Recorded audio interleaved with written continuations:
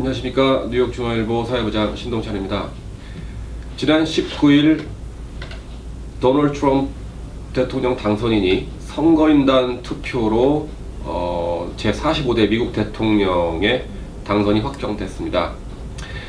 이 선거인단 투표로 이 당선이 확정되는 즉 간접선거죠. 미국은 직접 선거를 시행을 하고 있습니다. 각 주의 주지사, 연방의원, 그리고 각 주의 주의원, 또 시의 시의원, 이런 로컬, 그리고 연방의회, 입법부, 연방의회 선거는 모든 게 다 직접 선거입니다. 주민들의 투표한 그 득표 수를 바탕으로 당락을 결정합니다. 그런데 유독 대통령 선거만 이 선거인단 제도라는 간접 선거를 채택을 하고 있는데요. 그래서 지금 말이 많습니다. 특히 이번 선거를 계기로 선거인단 제도를 폐지해야 된다라는 여론이 굉장히 강하게 형성이 되고 있습니다. 우선 선거인단 제도가 어떻게 생겼는지 한번 둘러볼 필요가 있는데요. 선거인단 제도는 사실 미국의 건국 초기에 만들어진 겁니다. 지금 헌법에도 명시되어 있을 정도로 이 선거인단 제도의 뿌리는 건국과 함께 할 수 있다고 보는데요. 자, 그럼 건국 당시에 어떻게 해서 선거인단 제도, 직접 선거를 이런 이 민주주의를 바탕으로 나라가 세워진 이 미국에서 어떻게 간접 선거가 세워질 수 있었을까요? 배경은 이렇습니다. 그 건국 초기 당시에는 주 동부에 13개 주밖에 없었는데요. 그때는 미국의 노예제도가 합법화되고 있었다고 합니다. 미국 노예제도가 합법화되고 있었죠. 그래서 근데 이 노예제도가 주로 남부 쪽에 굉장히 확산된 어떠한 운영되고 있던 어떤 시스템으로 지금 알려져 있는데요.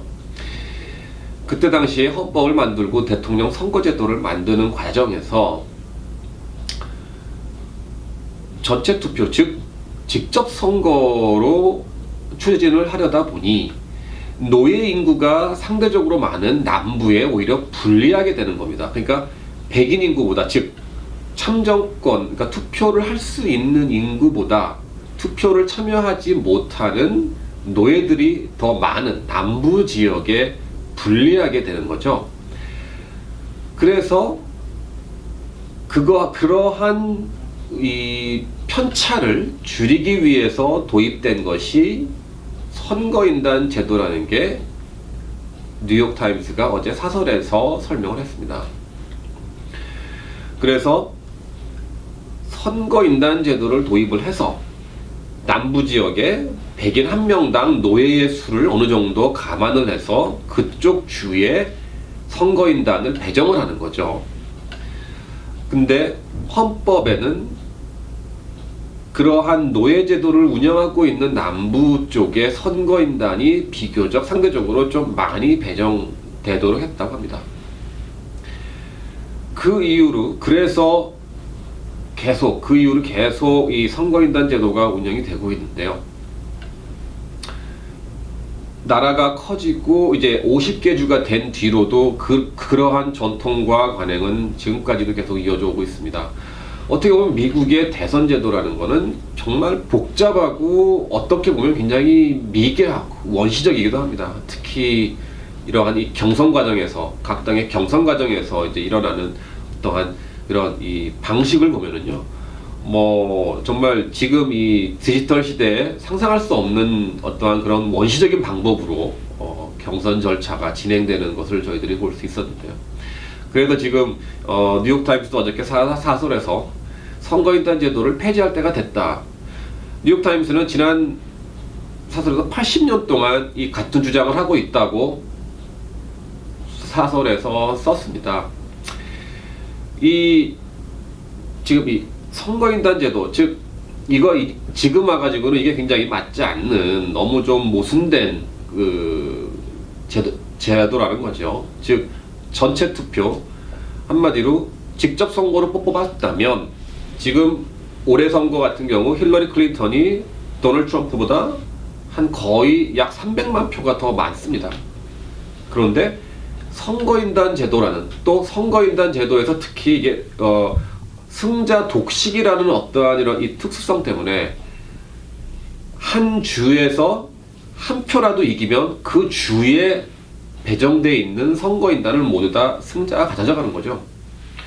그러다 보니까 사실 미국의 대선에서 다른 주들은 다 피해가 없고 몇 개 경합주에만 이 어떠한 이 정치적인 이슈가 주목이 되고 이런 시선이 집중되고 있고, 또 대선 후보들의 어떤 캠페인의 어떤 역량이나 이런 것도 모든 게 다 그런 주요 경합주에만 지금 집중되고 있는 것이 사실입니다. 그런데 이 선거인단 제도를 반대하는 측에서는 어떤 얘기를 하냐, 그러면 만약에 이것이 직접 선거로 바뀔 경우에는 사실상 공화당 후보가 당선될 가능성은 매우 희박하다는 거죠. 왜냐하면 지금 인구가 비교적 많은 캘리포니아주나 뉴욕주나 어떠한 이러한 주들에서는 대부분 다 민주당 성향이기 때문에 유권자들이 이민자가 많다는 의미겠죠. 민주당 성향의 이민자가 많기 때문에, 유권자가 많기 때문에 공화당 후보가 당선될 수 없고 다 민주당 후보만 당선된다. 그러니까 그것이 더 불공정하다라는 어떤 주장을 하고 있습니다. 물론 선거인단 제도를 바꾸기는 이제 즉 헌법을 개정해야 되는 일이기 때문에 뭐 한국도 마찬가지입니다만 미국도 헌법을 개정한다는 일은 결코 쉬운 일이 아닙니다.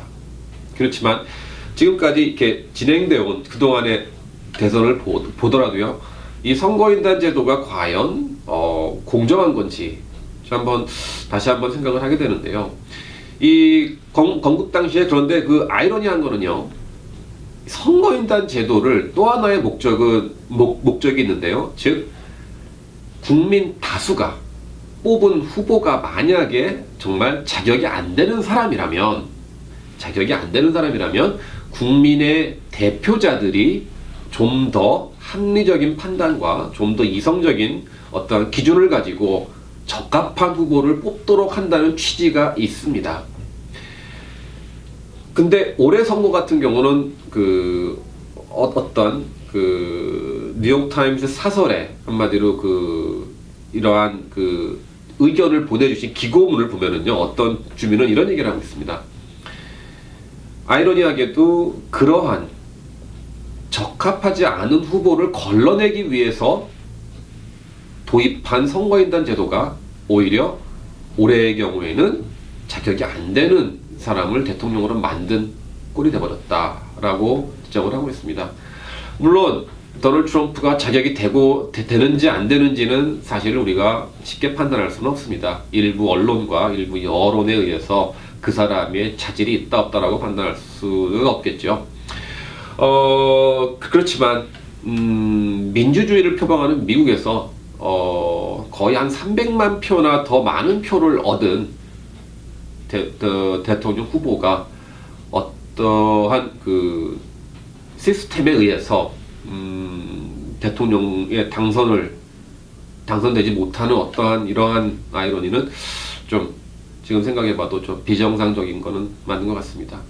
여러분들 어떻게 생각하십니까? 다시 한번 생각해 보겠습니다. 네, 감사합니다.